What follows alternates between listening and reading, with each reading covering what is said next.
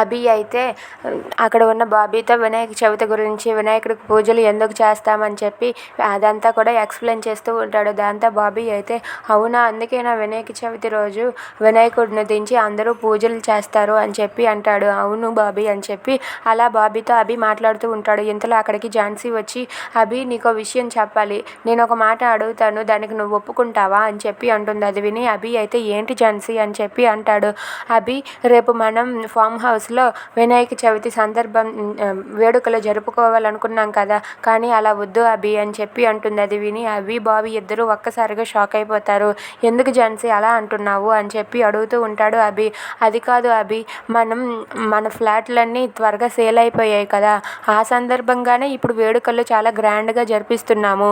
ఇప్పుడు మనం అక్కడికి వెళ్ళి చాలా గ్రాండ్గా జరిపించడం అందరూ చూసి మనకి దిష్టి పెడతారు, మనకి మళ్ళీ ఆ ఫ్లాట్లు అలానే ఉండిపోతాయి కొత్త కన్స్ట్రక్షన్స్, అందుకే మనం వేడుకలు అక్కడ కాకుండా ఇంట్లోనే సింపుల్గా చేసుకుందాము అని చెప్పి అంటూ ఉంటుంది. అది విని అభి అయితే ఏంటి ఝాన్సీ నువ్వు ఆ మూఢనమ్మకాలు ఫాలో అవుతావా, దిష్టి తగులుతుంది అలాంటి మాటలు ఆడతావేంటి అని చెప్పి అంటూ ఉంటాడు.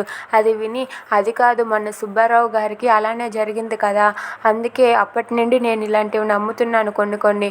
ఒకసారి నేను చెప్పిన దాని గురించి ఆలోచించు అభి, ఆ ఫామ్ హౌస్లో చేసుకుంటే అందరి కళ్ళు మనపైనే పడతాయి, సింపుల్గా ఇంట్లో చేసుకుందామని చెప్పి అంటూ ఉంటుంది.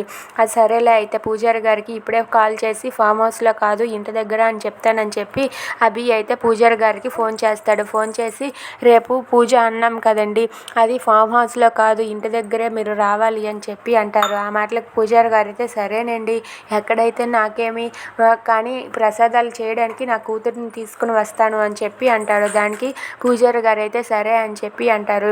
సరే ఝాన్సీ నువ్వు కూడా జయకృష్ణ కాల్ చేసి మన స్టాఫ్ అందరికీ ఇన్ఫర్మేషన్ చేయమను, మనం ఫస్ట్ అక్కడని చెప్పాం కదా, ఇప్పుడు ఇంటి దగ్గర అని చెప్పే నువ్వే అందరికీ చెప్పేయమని చెప్పు అని చెప్పి అంటాడు. దానికి ఝాన్సీ అయితే సరే అభి నేను చెప్తానని చెప్పి అభి తన మాట ఒప్పుకున్నందుకు చాలా సంతోషిస్తూ ఉంటుంది.